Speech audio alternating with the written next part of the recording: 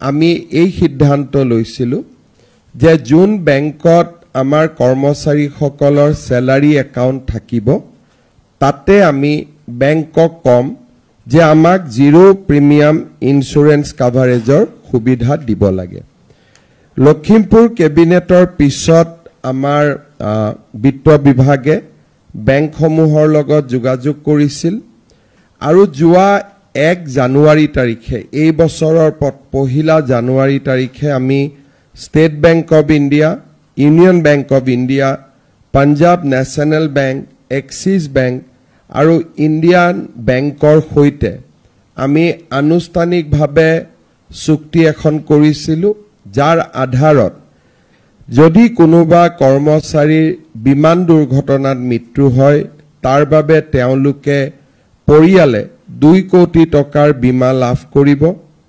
যদি দুৰ্ঘটনা হয়, বিশেষকৈ মটৰ গাড়ী এক্সিডেন্ট বা আন দুৰ্ঘটনাজনিত যেটো নেচাৰেল নহয়, বেমাৰ আজাৰ নহয়, যেটো দুৰ্ঘটনাত মৃত্যু বুলি আমি যাক কওঁ, দুৰ্ঘটনাত মৃত্যু হলে 1 কোটি টকাৰ বীমা লাভ কৰিব। যদি এক্সিডেন্টৰ ফলত পাৰ্মানেন্ট ডিজেবিলিটি হয়, ডিজেবিলিটিৰ পৰিমাণ অনুসৰি আপ টু 1 crore তেওঁলোকে বীমা লাভ কৰিব।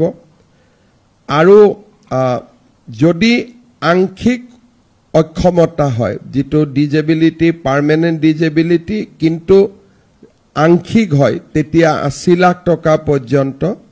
আৰু নৰ্মেল ডেথ হলেও যত নেকি আমাৰ যিকোনো কাৰণত বেমাৰ আজাৰত মৃত্যু হলেও আমি 10 লাখ টকাৰ এটা ইন্স্যুৰেন্স প্ৰিমিয়াম লাভ কৰিম।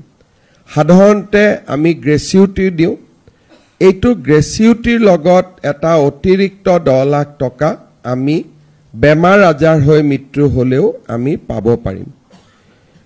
এই চুক্তি কৰাৰ পিছত আমি বিভিন্ন ধৰণে ইয়াক পাৰ্চু কৰিছিলোঁ আৰু প্ৰতিটো বিভাগৰ ডিডিঅ কোষাগাৰ বিষয়াসকলে যাতে কৰ্মচাৰীৰ যেটো একাউণ্ট সেভিংস একাউণ্ট আছিল, সেভিং একাউণ্টক স্যালাৰি একাউণ্টলৈকে যাতে পৰিৱৰ্তন কৰে তাৰ বাবে আমি নিৰ্দেশ দিছিলোঁ। যোৱা কেইটামান মাহৰ প্ৰচেষ্টাৰ ফলত এতিয়া 4 লাখৰো অধিক কৰ্মচাৰীৰ একাউণ্ট স্যালাৰি একাউণ্টলৈকে ৰূপান্তৰ হৈছে তেওঁলোকৰ সেভিংস একাউণ্ট। বিশেষকৈ আমাৰ যোৱা 6 তাৰিখেও প্ৰায় 5000 নতুন শিক্ষক শিক্ষয়িত্ৰী নিযুক্তি হ'ল। অহাকালিও আৰু 5000 নতুন শিক্ষক শিক্ষয়িত্ৰী নিযুক্তি হ'ব। ডিসেম্বৰ পৰ্যন্ত প্ৰায় 35,000 নতুন চৰকাৰী কৰ্মচাৰীয়ে আমাৰ চৰকাৰত যোগ দিব।